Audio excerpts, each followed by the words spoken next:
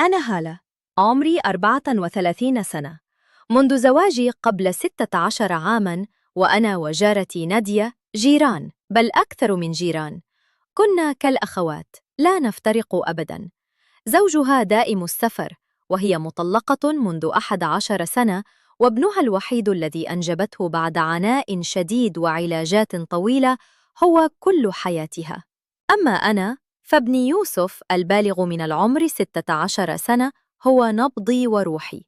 كنا جميعاً كعائلة واحدة، نأكل معاً، نضحك، نسهر، نخرج ونتشارك الأسرار. نادية تعرف كل شيء عني، وأنا أعرف شوقها الدائم لزوجها المسافر. في يوم من الأيام، عدت من العمل باكراً متعمدة كسر روتيني المعتاد. شعرت بقلق غريب يخترق صدري. دخلت شقتي بهدوء، فلم أجد يوسف. توجهت إلى شقة نادية كمفتاح الخاص بها، ودخلت بصمت. فوجئت بصوت همس خافت. ظننت أن زوجها عاد فجأة، وهمنت بالانسحاب، لكن الفضول دفعني لأن أنظر من زاوية الباب. هناك رأيت ابني جالساً مع نادية، وكانت تشرح له رسوماً وتفاصيل دقيقة عن العلاقة الزوجية وأسرارها بطريقة عملية مباشرة. تجمد الدم في عروقي. لم أستطع استيعاب المشهد. دخلت عليهما فجأة وصرخت فيها: بأي حق تفعلين هذا؟ لكنها ردت بهدوء: ابنك لا يعرف شيئاً عن الحياة، وهو خائف من الزواج بسبب انفصالك عن أبيه. أنا أوضح له الحقائق فقط. نظرت إلى يوسف فوجدته محمر الوجه خجلاً، لكنه قال: أنا من طلبت منها المساعدة يا أمي. شعرت أن الأرض تهتز تحت قدمي. كل ثقتي بنادية تحطمت في لحظة. لكن السؤال الذي أرقني منذ تلك الليلة: هل كنت عمياء طوال هذه السنين؟ أم أن الخيانة تأتي دائماً من حيث لا نتوقع؟ لنعد بالزمن قليلاً. أنا وحيدة والدي، فقد توفيت أمي وأنا صغيرة، وكرس أبي حياته لي. كان يعمل بجد ويضع كل أمواله في حسابي البنكي، خوفاً علي من تقلبات الحياة. تزوج أكثر من مرة، لكن زوجاته كن يسائن معاملتي. فكانت جارتنا القديمة أم سامر هي سندي. كانت ترعى شؤوني وتخبر أبي بكل شيء. أبي رباني، وأصبحت طبيبة ناجحة كما كان يتمنى. ولكن قبل تخرجي مباشرة، توفي أبي فجأة في نومه، تاركاً آي وحيدة. في تلك الفترة كان زميلي في الكلية كريم يخطب ودي. قال لي: أنت بحاجة لعائلة تحميك، تعالي نعيش مع أهلي في شقتهم الكبيرة. أقنعني بأنه سيهتم بي، وأن أسرته ستعوضني عن وحدتي. وافقت دون تفكير، وتزوجنا. رفض كريم أن نسكن في شقة أبي التي تركتها لي، لأنه لا يريد أن يعيش في شقة زوجته. احترمت رجولته آنذاك. انتقلنا للعيش مع والدته وأخته. في البداية كان كل شيء جيداً. تقربت من أخته الصغرى، وظننت أنني وجدت عائلتي الجديدة. لكن بعد شهرين من زواجي حملت بيوسف، وبدأت أعاني من الوحام الشديد والتعب. كنت أذهب للعمل وأعود منهكة، بالكاد أستطيع الحركة. هنا تغير كل شيء. أصبحت حماتي وأخت زوجي تذمران باستمرار: لا تعمل شيئاً في البيت، نحن خادمات عندها. كلما حاولت تناول الطعام كان يخرج من معدتي. صرت أتجنب الأكل معهم خوفاً من تعليقاتهم الجارحة. كريم الذي كان حنوناً بدأ يبتعد عني ويتحول 180 درجة بتأثير كلام أهله. كنا نتشاجر يومياً. في الشهر الخامس من حملي عرضت عليه أن نستأجر شقة منفصلة، لكنه رفض بحجة أنه لم يؤسس نفسه بعد. شعرت بالاختناق. تذكرت نصيحة والدي: السكن باسمك هو حصنك الوحيد في هذه الدنيا. فقررت بيع شقة والدي. قلت لكريم بحماس: لقد بعت شقة والدي، فلنشتري شقة جديدة واسعة تكون لنا وحدنا. لكنه هز رأسه بغضب: هل تظنينني رجلاً يعيش في شقة بمال زوجته؟ هذا عار. حاولت إقناعه أن الفترة مؤقتة وأن المال ملكنا معاً، لكنه كان عنيداً. قررت أن آخذ زمام المبادرة بنفسي. سحبت نصف المبلغ من البنك دون علمه، وبدأت أبحث عن شقة مناسبة. وجدت شقة جميلة في موقع ممتاز، واتفقت مع البائع والسمسار. طلبت من كريم أن يحضر معي لتوقيع العقد، فجاء ومعه محامٍ. تفاجأت عندما رأيت العقد، كان مكتوباً باسم كريم وحده. لم يناقشني ولم يطلب رأيي. حاولت التحدث لكنه قال: هذا من حقي كزوج، أنت امرأة والعقارات تثبت باسم الرجل. شعرت بالغصة في حلقي. تذكرت كلمات والدي: لا تتركي سكنك لأحد حتى لو كان زوجك.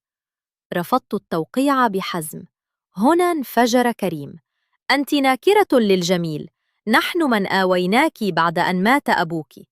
ثم صفعني بقوة أمام الجميع. بكيت من الألم والإهانة، لكن داخلي كان يحترق غضباً. عدت إلى البيت، جمعت أغراضي وابني الرضيع وخرجت. ذهبت إلى جارتنا العجوز أم سامر التي كانت صديقة أمي. حكت لها كل شيء. قالت لي: ابنتي، اشتري الشقة باسمك سراً، ثم ارفعي دعوى خلع، هذا هو أمانك الوحيد. ساعدتني أم سامر في كل شيء. اشتريت الشقة، فرشتها من الألف إلى الياء، وآمنت مستقبلي. ثم تقدمت بطلب الطلاق. كان الطلاق مريراً، لكن الحرية كانت أحلى. عشت أنا ويوسف مع أم سامر لسنوات، كانت بمثابة أمي الثانية. لكن حين بلغ يوسف 8، توفيت أم سامر فجأة. بقيت وحيدة مع ابني، لكن القدر أرسل لي نادية التي انتقلت للسكن بجواري. كانت زوجة مسافر، وقد رزقت بابنها بصعوبة بالغة. صرنا كالأخوات. بعد وفاة أم سامر، كانت نادية هي سندي الحقيقي. كنت أذهب إلى العمل وأعود لأجدها قد أعدت الطعام، واهتمت بيوسف وذاكرته دروسه. ابنها كان أيضاً صديقاً مقرباً ليوسف. كنا أسرة واحدة. تعافيت تدريجياً من صدمة طلاقي، وكرست حياتي لابني وعملي. رفضت كل عروض الزواج التي تقدم بها زملائي الأطباء. كنت أخاف من تكرار التجربة، وكان يوسف هو محور دنياي. لكن عندما بلغ يوسف 16، لاحظت تغيراً في سلوكه. أصبح أكثر انطوائية، وأحياناً أراه يهمس مع نادية لفترات طويلة. سألته، فقال إنها تساعده في واجباته المدرسية. صدقت، لكن في أعماقي كان هناك شعور مريب. في أحد الأيام عدت من العمل متأخرة، فوجدت الشقة فارغة. توجهت إلى شقة نادية كالعادة، لكنني هذه المرة توقفت عند الباب. سمعت همسات، فضلاً عن ضحكات خافتة. فتحت الباب بهدوء، فشاهدت مشهداً تكرر. نادية جالسة قرب يوسف، تشرح له رسوماً بيانية تفصيلية عن العلاقة الحميمة. وهذه المرة كانت يدها على كتفه بطريقة مريبة. انفجرت غاضبة: هل جننتِ؟ ماذا تفعلين بابني؟ ردت نادية ببرود: لا تخافي، لم يحدث شيء غير لائق. أنا أوضح له أموراً لا يستطيع أن يسألك عنها. هو يعاني من عقدة نفسية بسبب انفصالك عن أبيه. يخاف من الزواج ولا يعرف شيئاً عن غرائزه. لو تركته هكذا سيكبر مريضاً. نظرت إلى يوسف فوجدته يحدق في الأرض ويقول: أمي، هي على حق. أنا لا أفهم شيئاً. أشعر أنني مختلف، وأني لن أكون زوجاً صالحاً أبداً. انكسر قلبي. أدركت أنني فشلت في تعليم ابني أساسيات الحياة، لكن الأهم أنني بدأت أراقب نادية، فاكتشفت أنها لم تكن تشرح فقط، بل كانت تستجيب لاحتياجاتها العاطفية والجسدية من خلال ابني، مستغلة غياب زوجها. الرسائل التي وجدتها في هاتف يوسف كانت صريحة وقاسية. نادية تكتب له: أنت تفهمني أكثر من زوجي، لولاك لشعرت أني امرأة ميتة. ويوسف يرد: أنت من علمتيني ما هي الحياة. لا أستطيع العيش دون التحدث إليك. كان هناك أيضاً تبادل لصور ليست لائقة. شعرت بالغثيان. كيف خدعتني طوال هذه السنوات؟ كيف استغلت ابني الوحيد بهذه الطريقة؟ واجهت يوسف في اليوم التالي. بكيت وصرخت، لكنه كان بارداً. قال لي: أنت من جعلتيني ضعيفاً. حرمتيني من أبي، ولم تعلمني شيئاً عن الرجولة. نادية هي من أعطتني الثقة بنفسي. صفعني كلامه كالصاعقة. أردت أن أقول له: أنا ضحيت بكل شيء لأجلك. رفضت الزواج خوفاً عليك، واشتريت بيتاً لنضمن أماننا. لكن الكلمات لم تخرج. شعرت بالذنب يلتهمني. بعد أسبوع من الصراع، قررت أن أطلب الطلاق العاطفي بينهما. منعت يوسف من الذهاب إلى نادية، وغيرت قفل الشقة، وقطعت علاقتي بها تماماً. لكن يوسف أصبح كئيباً، مهملاً دراسته، يتشاجر معي يومياً. قال لي يوماً: أتعلمين، لو كنت تصالحت مع أبي لما وصلنا إلى هذا. لو تزوجت بعده كان يمكن أن يكون لي قدوة، لكنك اخترت وحدتك وغرورك. كان اتهاماً موجعاً.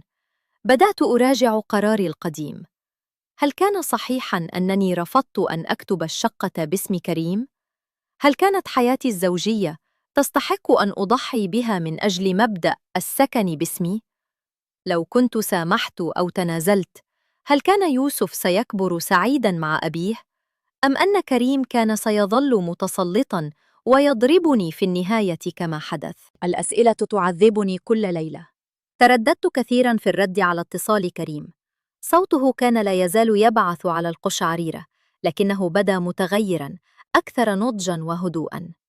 قال لي: أعلم أنني أخطأت بحقك، لكن يوسف ابني، وأريد أن أعوضه. سمعت بما حدث مع الجارة، وأشعر بالذنب لأني لم أكن موجوداً. أخبرت يوسف، فانفجر باكاً: أمي، لطالما حلمت بهذه اللحظة.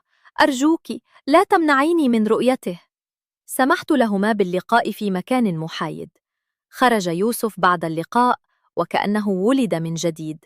قال لي: أبي نادم، وهو يريد أن يساعدني، ويريد أن يعتذر لك شخصياً. هنا وقفت حائرة. هل أقبل الاعتذار وأفتح صفحة جديدة؟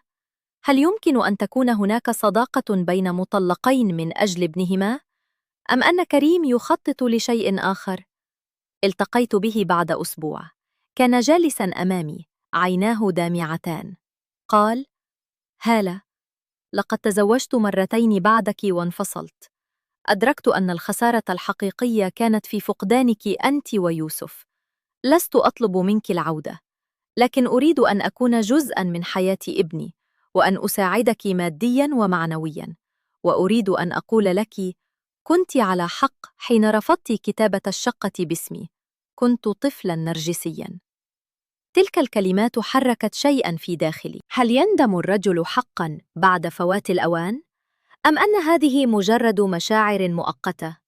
نظرت إلى يوسف الذي كان يراقبني برجاء، ثم إلى كريم الذي بدا هزيلاً متعباً. أدركت أن الحياة ليست أبيض وأسود. قررت أن أمنحه فرصة للتواصل مع يوسف فقط، دون تدخل في حياتي الخاصة.